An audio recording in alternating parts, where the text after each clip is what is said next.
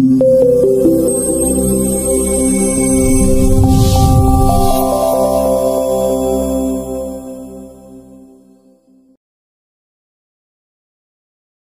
여러분 안녕하십니까. 정규제 칼럼 시간입니다. 매주 월요일 날 제가 신문에 칼럼을 이제 화요일자로 쓰게 되죠.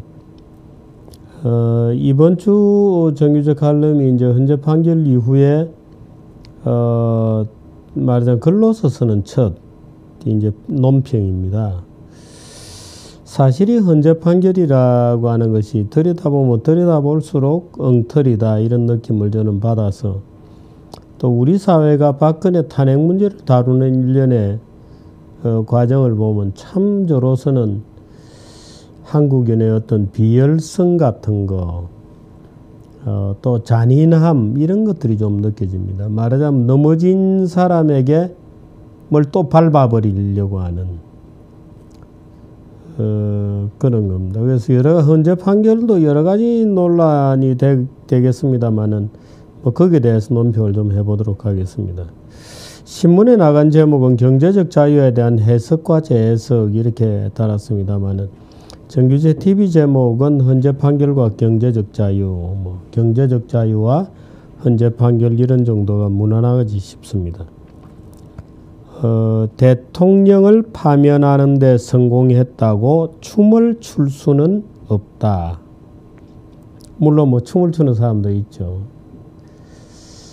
근데 예를 들어서 독재자를 파면했다, 독재자를 하야시켰다, 독재자를 물러나게 했다는 것하고 박근혜에 대한 탄핵은 좀 다릅니다.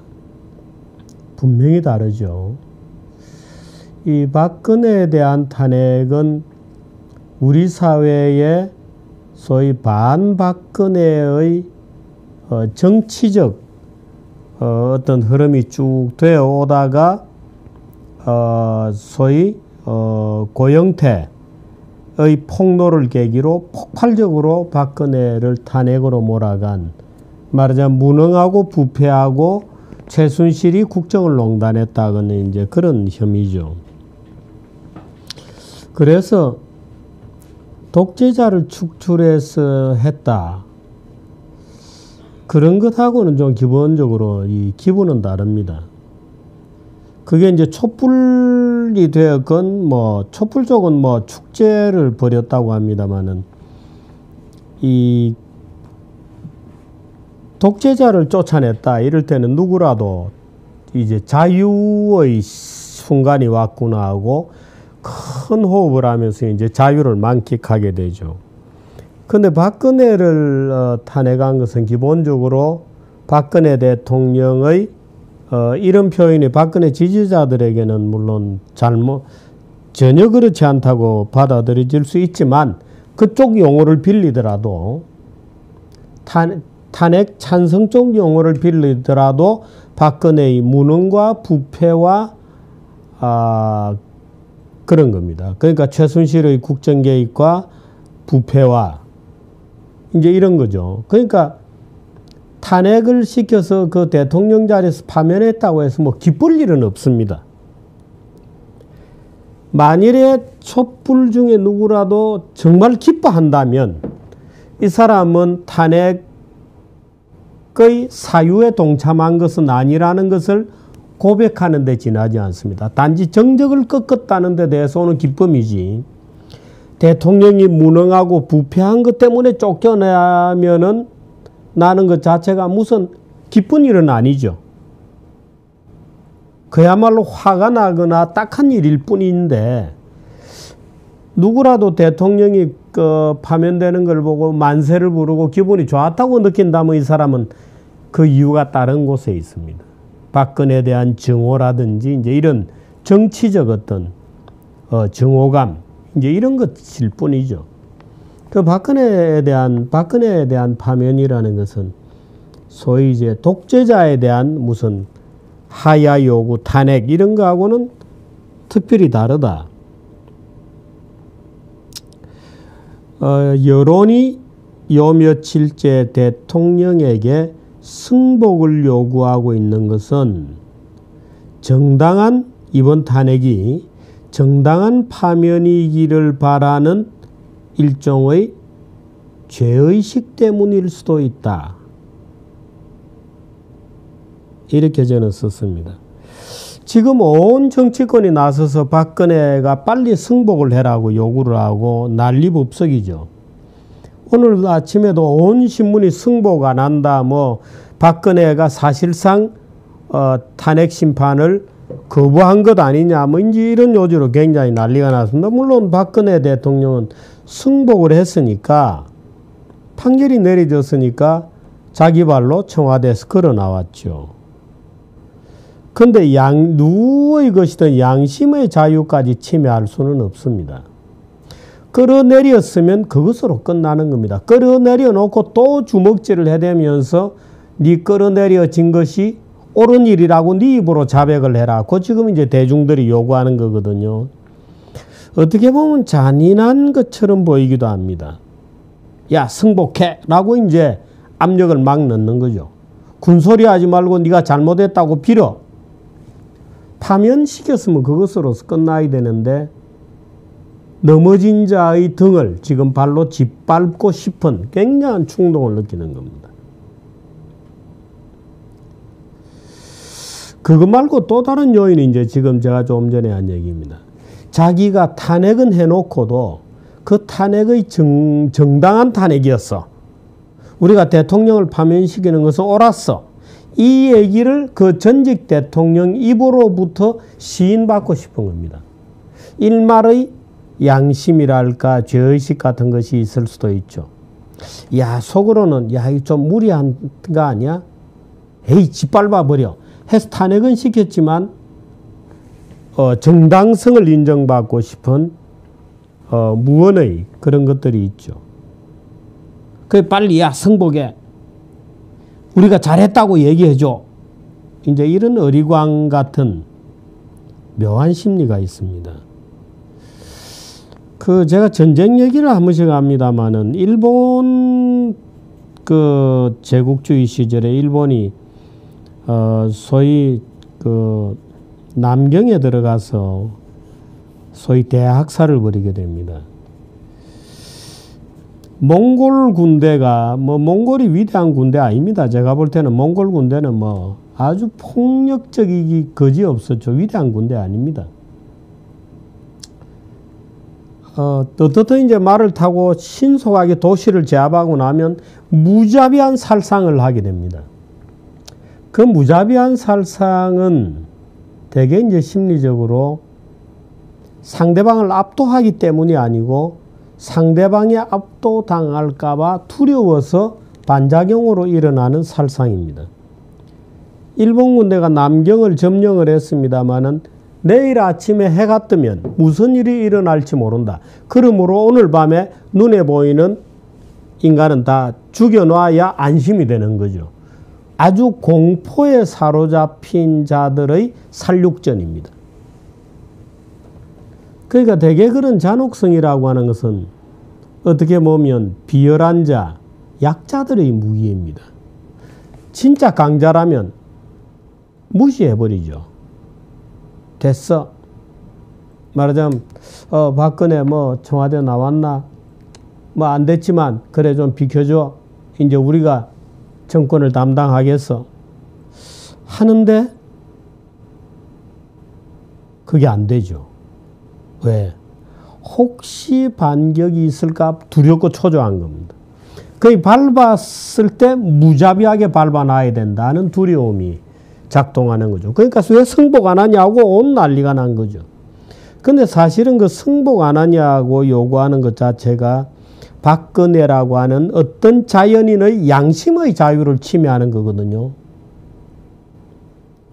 마음속으로 승복이 안 되는데 내가 죄가 없다고 생각하는 자에게 너는 죄를 지어서 우리가 너가 죄가 있다고 판단했으니까 죄가 있다는 것을 인정해 라고 그 양심의 자유를 지금 침해하는 겁니다. 아주 잘못된 겁니다. 아주 잘못된 겁니다. 그 양심의 자유까지 침해할 수는 없죠. 지금 이제 두 문장은 이제 그런 겁니다. 대통령을 파면하는 데 성공했다고 춤을 출 수는 없다. 여론이 며칠째 대통령의 승복을 요구하고 있는 것은 정당한 파면이어야 한다는 죄의식일 수도 있다. 대통령은 진실은 밝혀질 것이라며 양심의 자유를 선택했고 그래서 정치는 계속 시끄럽다. 그게 이제 한 대목입니다. 8대 0이라는 판결도 재미있다. 전원합의라고 하는 것은 어딘지 부자연스럽다. 다수를 따르라는 반자유주의적 압력이 존재했다는 사실을 암시하기 때문이다.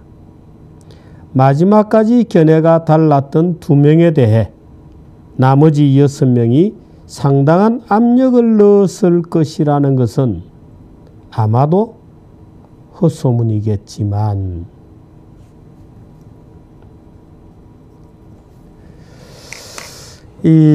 실제로 오늘 아침 일부 언론에도 그런 뒤 얘기들이 나오고 있습니다만은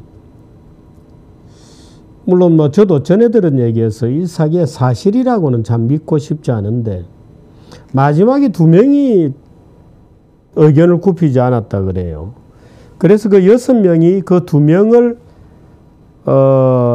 말하자면 탄핵 전원 합의로 몰기 위해서 굉장한 압력을 넣었다는 얘기도 있습니다. 그럼 왜 헌재 재판관들은 평소처럼 그럼 2명은 반대 의견이면 6대2로 의견 내면 되는데 왜 굳이 전원 합의가 필요했냐? 이것도 역시 약간의 공포감입니다. 개인이 되거나 의견이 엇갈렸을 경우에 쏟아지는 질문과 비교, 대조가 되잖아요. 그러니까 만장일치 속에서 익명으로 숨어야 되는 겁니다. 자기 자신을 드러내고 싶어 하지 않는, 아니 드러내지 못하게 만드는, 우리는 만장일치야 하는 것 속에서 자기 자신을 꽁꽁 숨겨버리려고 하는 비열함, 말하자면 그 공포에 떠는 몽골 군대와 공포에 떨었던 일본 군들과 그 잔혹하게 변하듯이 헌법재판관들도 6대2, 5대3으로 갈렸을 때 쏟아지는 그 비교에 대한 공포, 무언가 응답을 해야 한다는 공포, 너는 왜 그랬니라고 하는 설명을 요구받을 수 있다고 하는 공포. 좋게 보면 약간의 애국심도 있을 수 있죠. 우리가 만장일치로 가는 것이 국민들이 그래도 승복하게 하고, 에이 이제는 막 끝내자, 이런 식의 정치를 좀 쿨다운 시키지 않을 수 있겠는가, 시키지 수 있지 않겠는가에 대한 기대가 있었기 때문에 오케이 받아들인다, 받아들이도록 하자. 그래서 우리가 웬만하면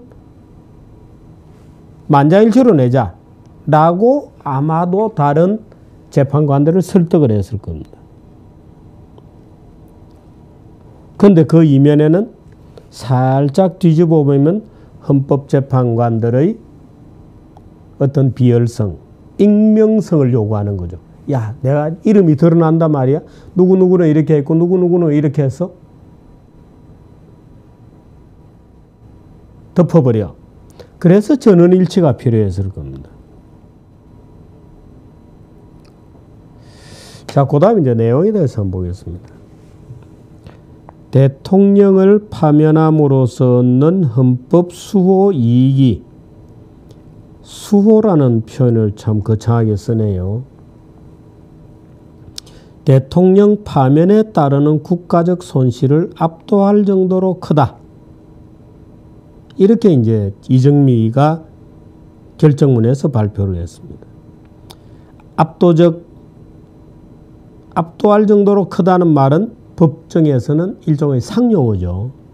말하자면 비교 형량을 해서, 말하자면 이익이 큰 것을 선택하는 거죠. 비교 형량 뭐 이런 말을 씁니다. 하지만 압도적이라는 표현은 생소한 것이다. 본인 혹은 타인이 다시는 그 같은 범죄를 저지르지 않도록 강제하는 힘을 위하력이라고 합니다. 뭐 일반 특별 효과 뭐 이런 말을 씁니다만은, 일반 효과 같은, 예를 들어서 소매치기를 했다. 그러면 대중이 보는 앞에서 손을 잘라버린다. 그럼 대중들이 소매치기 하면 안 되겠구나. 이제 그때 겁먹는 거, 또 겁주는 거, 그거를 위력을 할 때 위하고 하합니다. 화가 아니고, 위화감 할 때 화가 아니고, 위하력이라고 합니다. 그 위하력을 염두에 두고 이제 이런 표현을 쓰는 거고, 그죠? 대통령을 파면함으로써 얻는 헌법 수호의 이익. 그건 다시는 어떤 대통령도 헌법을 잘 지키도록 하는 이익이죠. 이게 지금 대통령을 파면하는 여러 가지 손실에 비해서 지금 대통령을 파면해서 헌법의 가치를 만천하에 다시 강조하는 것, 이 파면하는 것을 보여주는 것, 이게 장차 다른 대통령, 이 경우에는 본인은 아니죠. 다른 대통령들이 헌법을 능멸하지 않도록 하는 효과가 지금 박근혜 대통령을 쫓아냄으로써 생기는 여러 가지 부작용보다 압도적으로 크다. 이렇게 얘기한 겁니다. 이정미 씨가. 참고로 저는 이 대법원이 헌법재판소를 능멸하고 있다고 생각합니다. 이번에도 물론 저는 개인에 대해서 누가 누군지 잘 모릅니다만은 50살 먹은 여성을, 젊은 여성을 또 이정미 후임으로 추천했다지 않아요? 근데 헌법재판소 재판관을 이제 겨우 50살 먹은 이런 표현이 뭐 나이 따라 이런 표현을 하는 것은 나이 차별이라고 누가 반론을 제기할 수 있을지도 모르겠습니다만 너무 젊다. 헌법의 가치라고 하는 엄중한 문제를 다루는데 예를 들어서 이번 대통령 파면 같은 경우에도 이게 맞는 거냐? 새파란 이정미가 말하자 이런 기분을 우리는 느끼게 되는 거죠.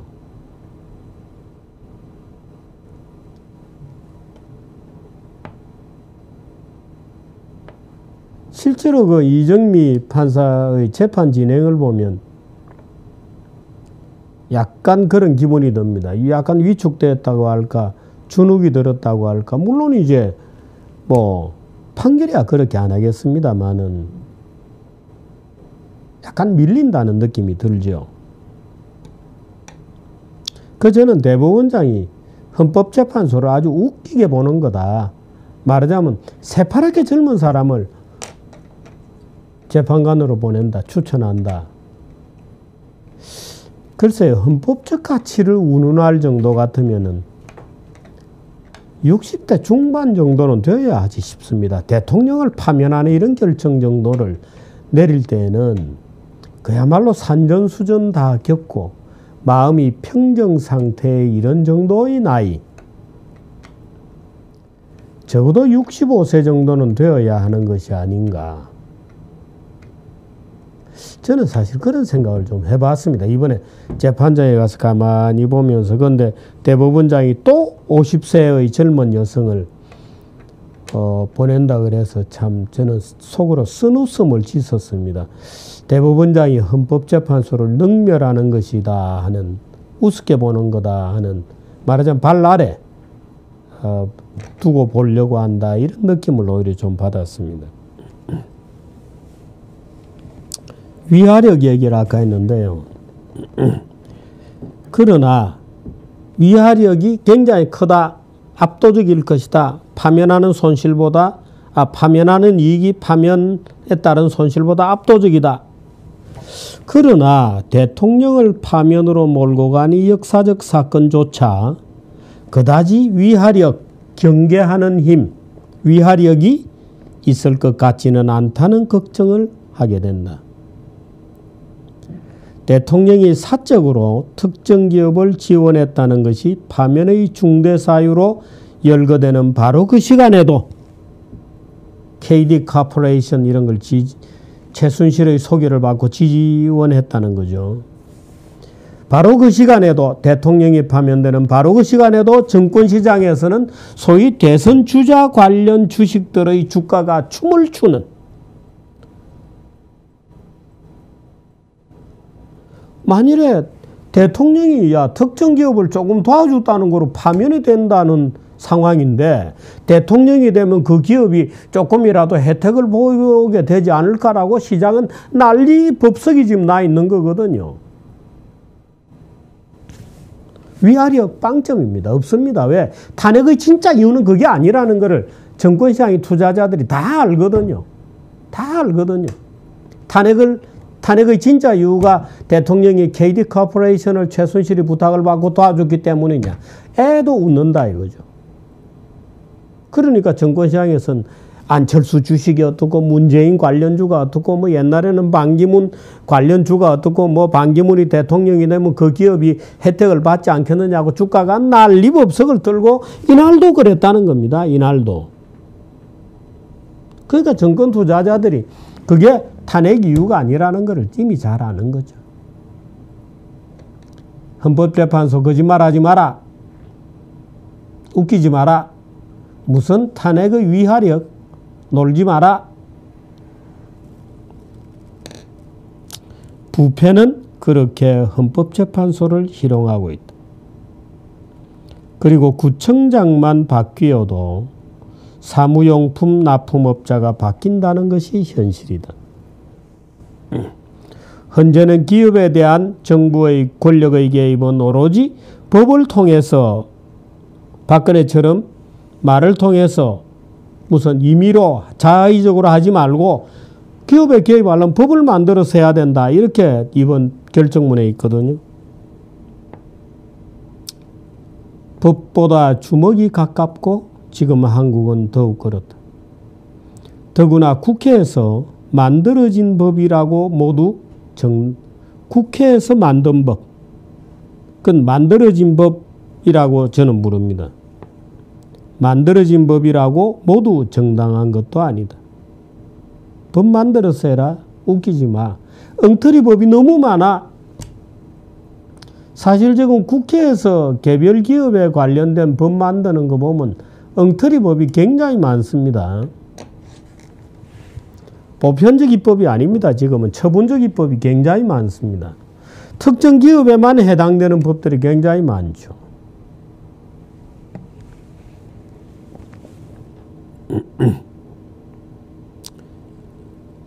부당한 억압적 경제법들이 양산되고 있고 경제민주화를 내건 상법 개정안은 더욱 그렇다. 위화력에 대한 의구심도 자연스럽다. 소매치기를 사형시키는 형장에 전국의 소매치기들이 대목을 노려 몰려든다는 시기라면 대통령 파면의 압도적 이익은 금세 안개 속으로 사라지고 만다. 경제적 자유를 침해했다는 이유로 파면을 요구하는 정치권과 재판관 2명에게 나머지 대세를 따르도록 강요하는 재판관 사이에는 어떤 차이가 존재하는 것인가? 헌재가 기업에 대한 개입을 대통령 파면의 중대 사유로 열거하는 바로 그 시간에 기업에 대해서 이래라 저래라 간섭했다. 는 것이거든요. 그 파면 사유입니다. 그런데 헌재가 그 파면 사유로 대통령을 파면하는 바로 그 시간에 대한민국의 장관은 주영한 장관은 4대 기업, 몇 대 기업의 부회장들, 사장들 모아놓고 겁주고 있었어요. 물론 돈을 출연해라고 얘기하지는 않았지만 기업들이 자기들이 다 알아서 할 텐데 국가가 비상사태이니까 너희들이 더 열심히 경영해라 하나만한 얘기를 겁주고 있는 거죠. 금융당국은 뭐 했나? 금융당국은 금융업자들 불러놓고 개인대출 줄이라 리스크를 관리해라 또 옆차기를 한 겁니다. 압도적인 파면의 효과? 그런 것은 존재하지 않습니다. 허공에 있는 겁니다.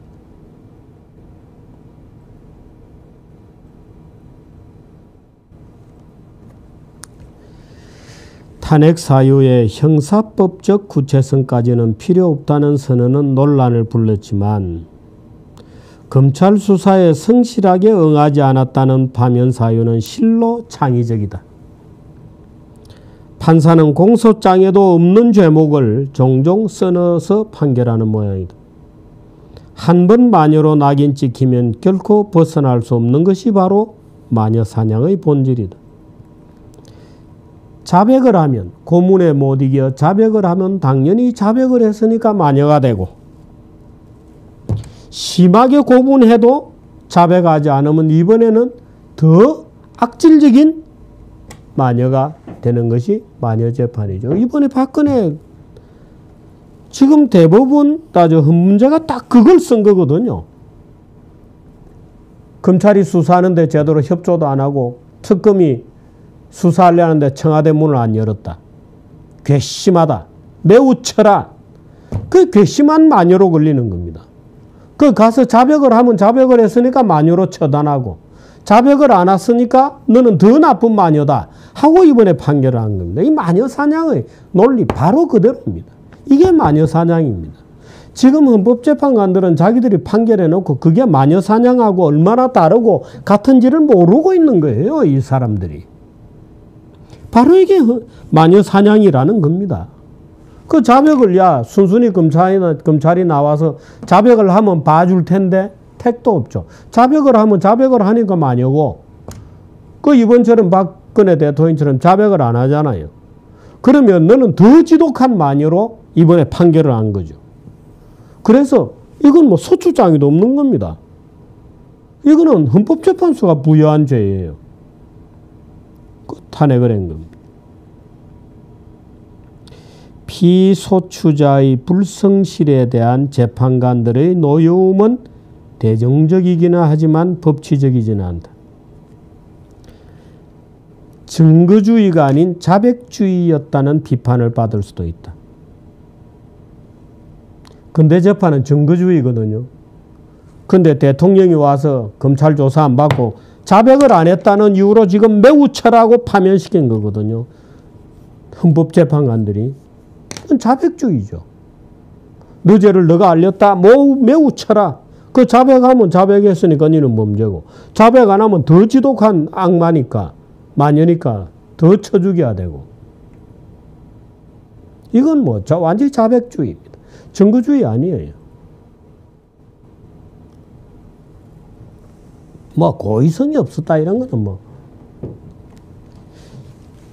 탄핵 결정문에 실명이 거론된 KD 코퍼레이션이 2011년부터, 이건 박근혜 대통령 되기도 훨씬 전에 이미 기아 자동차에 납품하고 있던 우량 기업이었다는 뒤늦게 밝혀진 사실을 재판관들은 알았는지 모르겠다.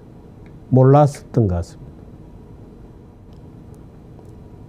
탄핵 결정문에 가만히 보면 이 KD 코퍼레이션이, 물론 앞뒤에 자세한 설명은 없습니다.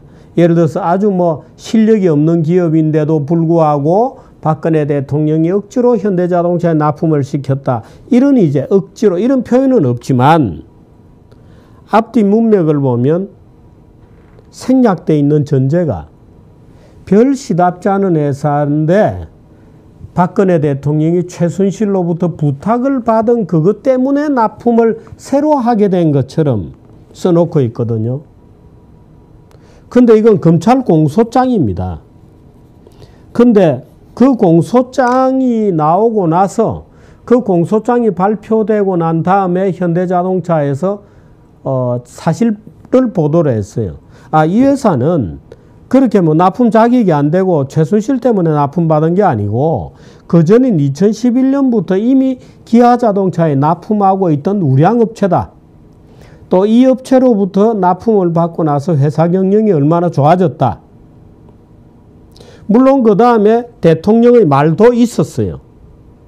그래서 기아자동차에만 납품하던 것이 현대차에도 납품을 할 수 있도록 되었어요. 근데 앞뒤 거를 싹 다 빼버리고 나면 아주 몹쓸 짓을 한 거거든요. 도저히 이거 뭐 기업의 가치도 없는 기업을 대통령의 끝발로서 납품하게 한 것처럼 보이는 거예요. 그거는 사실과 다르죠. 만일에 앞뒤를 다 알고 써놓으면은 이게 탄핵 사유가 되느냐 이거예요. 근데 싹 그렇게 애매모호하게 써놓고 탄핵 사유로 몰아붙입니다. 고영태 녹취록도 그랬다. 최순실이 박근혜와 짜고 재단에 임원을 갖다 놓고 뭐 재단의 재정 이런 것을 모두 마음대로 했다. 이렇게 지금 써져 있거든요. 탄핵 결정문에는. 그런데 고영태 녹취록을 보면 최순실이 이 재단에서 돈을 제대로 못 빼낸 겁니다. 재단에서 돈을 못 빼냈고 재단의 인사 개입이라고 합니다만 재단의 인사 명단을 보면 다 전문가들이에요. 누가 구성해도 그 정도로 구성할 인물들입니다. 그런데 그래서 고영태님은 이런 애들은 못 들어갔죠. 그런데 녹취록을 들어보면 최순실이 재단에서 돈을 제대로 빼내지 못했기 때문에 고영태가 야 이제 이런 거 터뜨려 가지고 최순실을 이런 애들 다 제거하고 우리가 직접 장악하자 이런 얘기까지 나오는 게 녹취록인데 이 탄핵 결정문은 이 녹취록을 듣기 이전에 작성된 것이 제가 볼 땐 분명해요. 그러니까 탄핵 재판관들은 재판을 하는 신용만 하고 탄핵 결정문은 그 전에 미리 써놓았을 가능성이 굉장히 농후한 겁니다.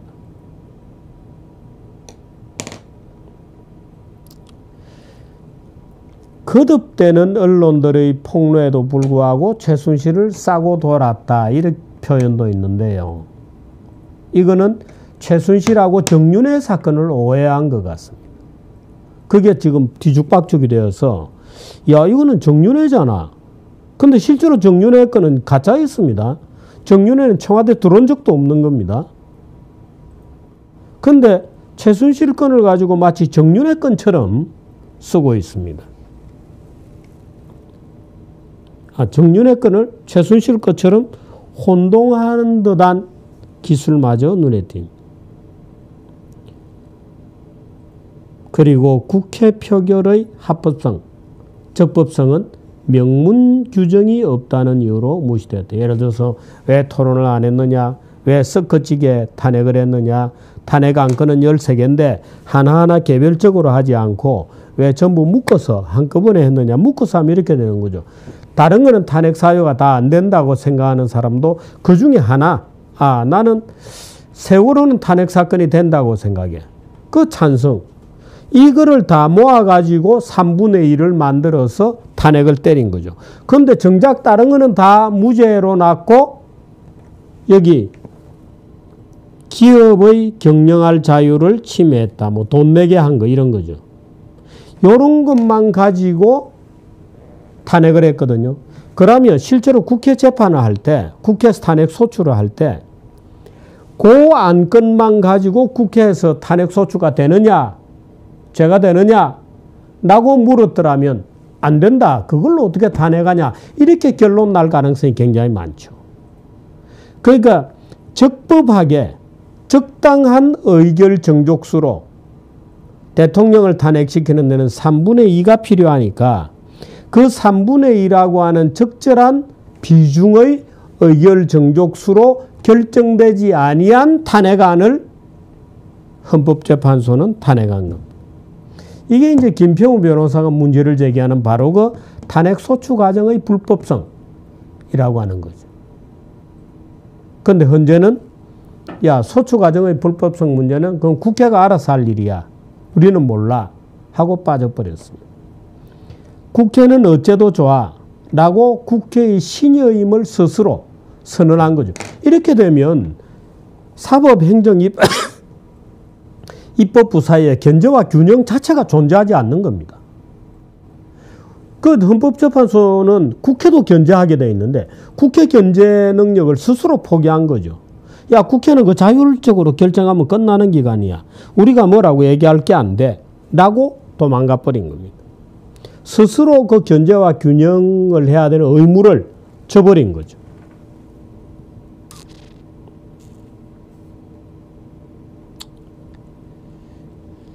대통령 파면을 통해 경제적 자유가 확고해졌는지는 여전히 의문스럽다. 탄핵이 일상화되거나 정치보복을 제도화하는 결과를 낳는다면 이는 압도적 이익이 아니라 압도적 손실일 뿐이다. 저는 지금 대통령이 누가 되더라도 2년이 지나면 탄핵하자는 얘기가 나오고 3년이 되면 또 탄핵을 할 겁니다. 그런 느낌이 듭니다. 경제는 또 나빠지고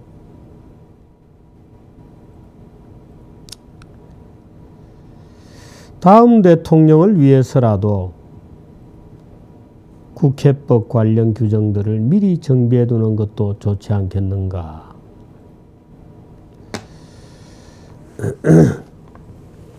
또 탄핵이 되풀이되는 일이 있어서는 안 됩니다. 좋은 대통령을 뽑아야 됩니다. 또 되풀이되어서는 안 됩니다.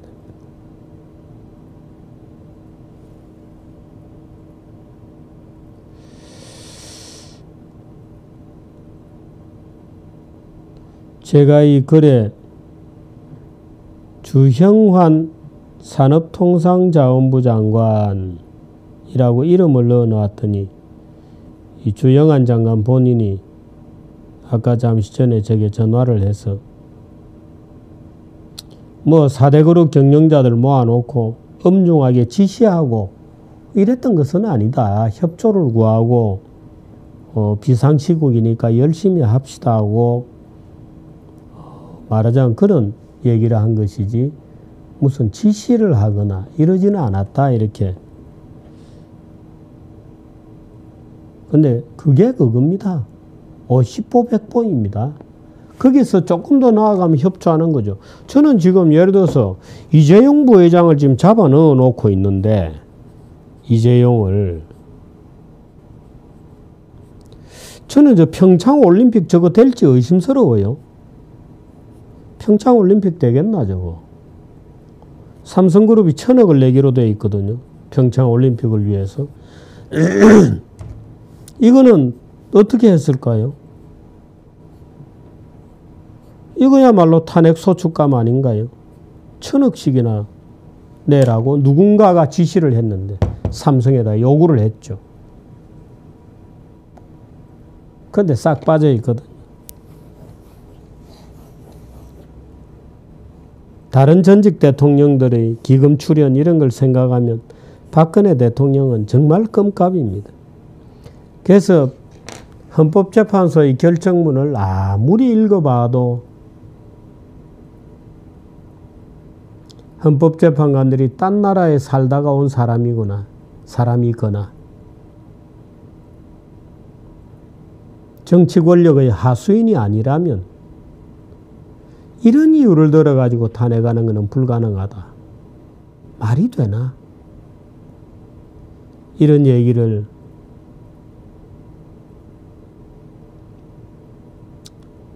할 수밖에 없습니다.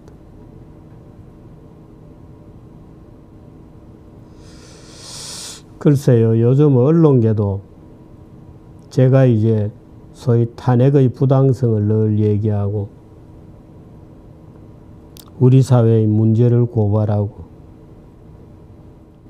그랬더니 많은 압력들이 쏟아지고 있습니다. 엄청난 압력이 쏟아지고 있습니다.